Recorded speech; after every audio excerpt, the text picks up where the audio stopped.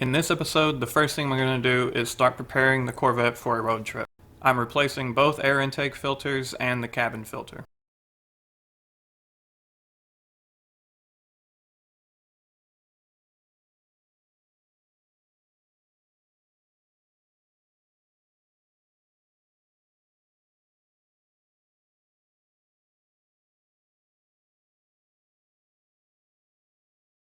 Next on the list for the road trip is to get new tires because the ones I had were almost completely worn out. So you know what that means.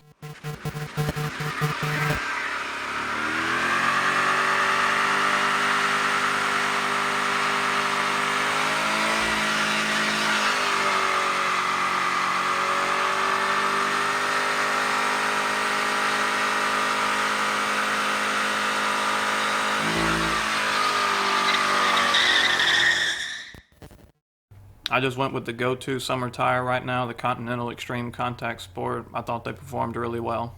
After that, a quick alignment, and then we headed out to Colorado.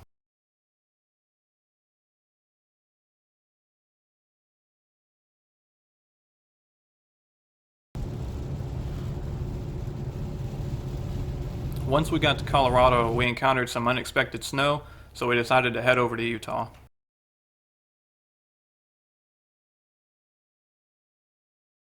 This is the LaSalle Mountain Loop Road outside of Moab in Utah. I highly recommend this drive because it was really cool to see all the green on one side of the road, and then when you get to the top, it's all red on the other side of the road.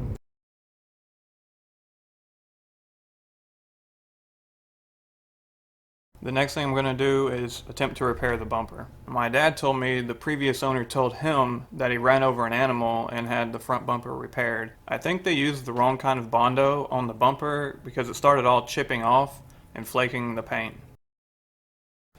I bought a bunch of supplies from Automotive Touchup because I've used their products in the past and I really like them.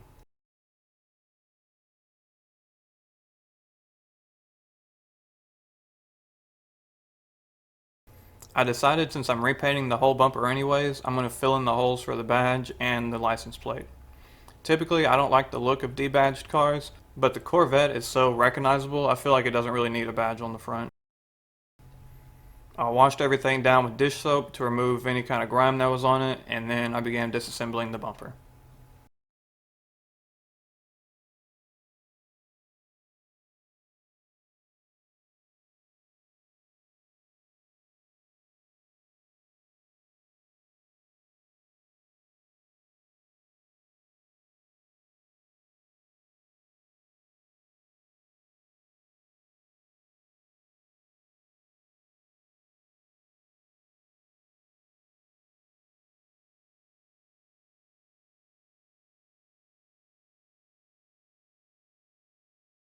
You can see here a shoddy repair from the previous incident, but I don't know, it's on the bottom and you can't really see it, so I'm just going to leave it. Here's a pretty thick piece of Bondo that they put where the worst of the damage was on the bumper, and it caused this real large crack.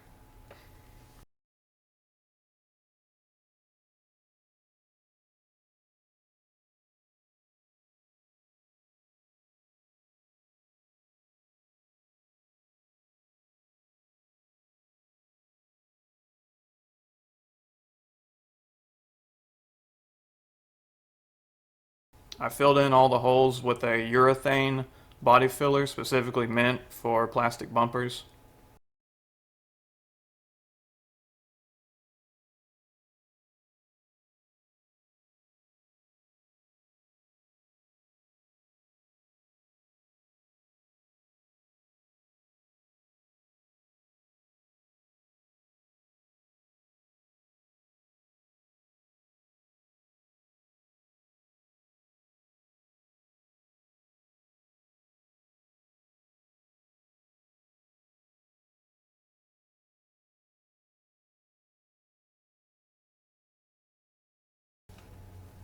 This is the result after the entire bumper has been sanded with 80 grit.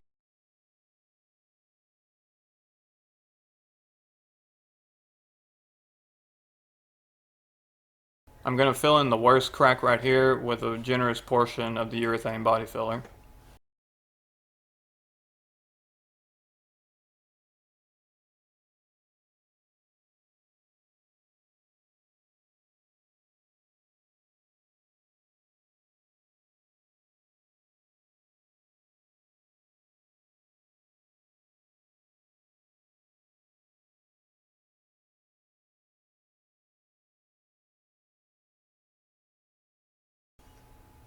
I sanded the whole thing multiple times using progressively finer grit sandpaper.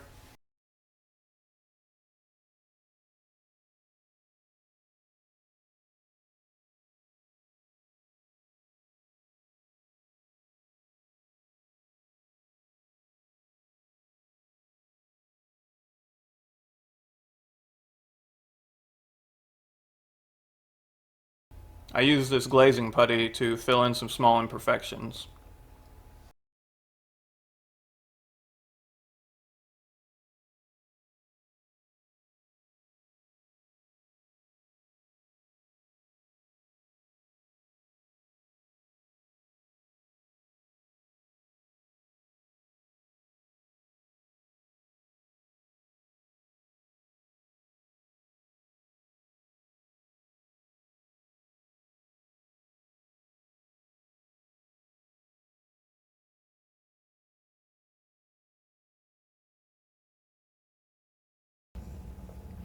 Another thing I'm fixing is the mount for the fog light.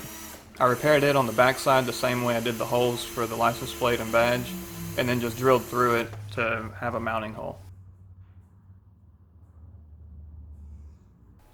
Now I'm ready for the primer. I'm going to wipe it with some prep solvent and then tack cloth, and then use the high filler primer.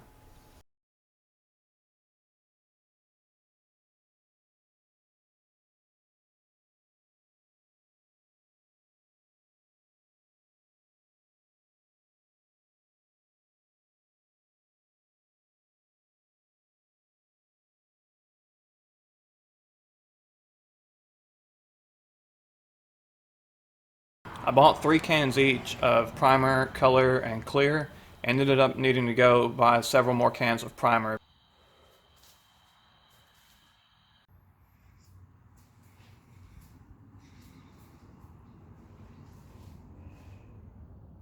After that, I hit it with the color and could immediately tell this was not exactly right, but I decided to go ahead and apply all the coats and then clear after that and just see how it looked.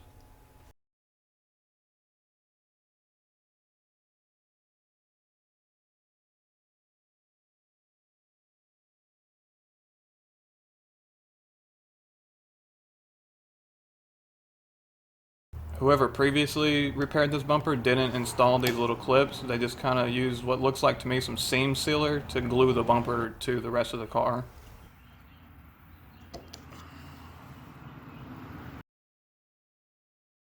Once the bumper was on the car, you could really tell how bad it was.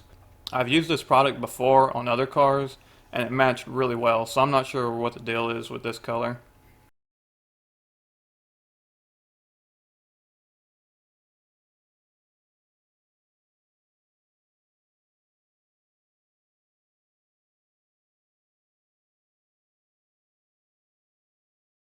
After thinking about it for a while, I decided just to take it to a local paint and body shop and had them do a professional respray on it. I just drove around Drift Spec for a few days while they completed it. The finishing touch here is this little rubber trim that goes in between the bumper and the hood, and the match on the paint was pretty much perfect.